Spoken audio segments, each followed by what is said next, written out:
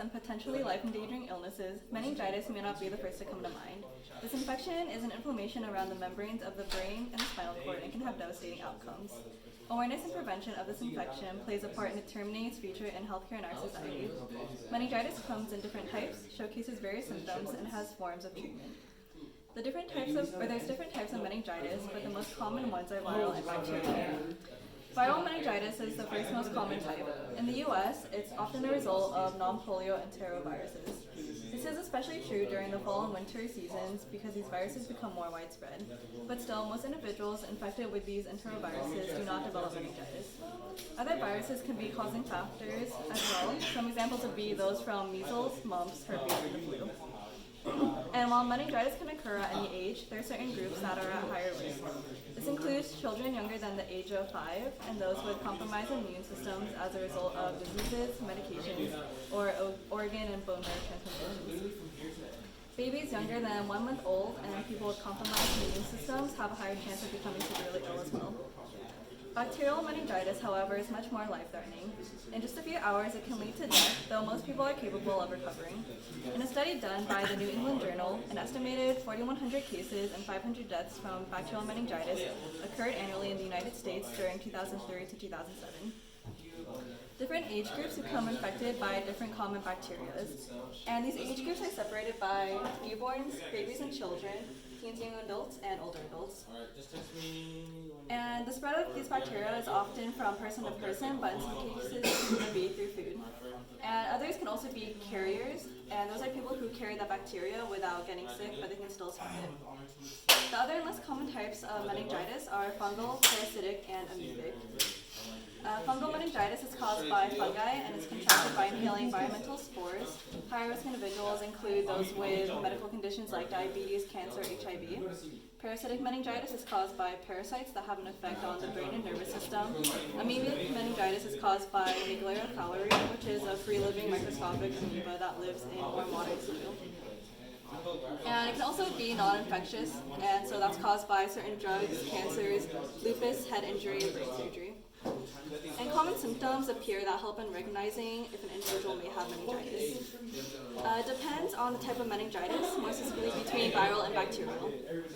So viral meningitis has different effects on adults and children and babies. And in babies, they may showcase fever, irritability, poor appetite, fatigue, or lethargy. Children can have nausea, fever, headache, stiff neck, poor appetite, lethargy, and difficulty waking up in response to viral infection. Bacterial infection is easier to notice in adults than it is in babies. Symptoms can appear quickly or over several days. Usually it's within 3 to 7 days after exposure, and there may be a sudden onset of fever, headache, stiff neck, and nausea. And other symptoms can be vomiting or increased sensitivity, light, and confusion. For babies, it'll be similar with irritability, poor feeding, vomiting, or low activity, but doctors might also check for protruding fontanelle or an abnormal reflux. Furthermore, later symptoms of bacterial meningitis can be more severe, causing seizures and comas. It can lead to permanent complications like hearing, loss of hearing, visual impairment, brain damage, epilepsy, or learning disabilities. And sepsis can also be an effect when you're ill with bacterial meningitis, and it results in tissue damage, organ failure, and death. In the event that one has meningitis, it's important to receive treatment as soon as possible. And the treatment depends on the type of meningitis as well. So lab tests will be done, such as taking samples of stool, blood, or cerebrospinal fluid to diagnose. And viral meningitis has no specific treatment. If it's a mild case, one will usually recover on their own within 7 to 10 days. Other meningitis caused by viruses like flu usually need antiviral medicine or antibiotics. And those at higher risk might need to be hospitalized.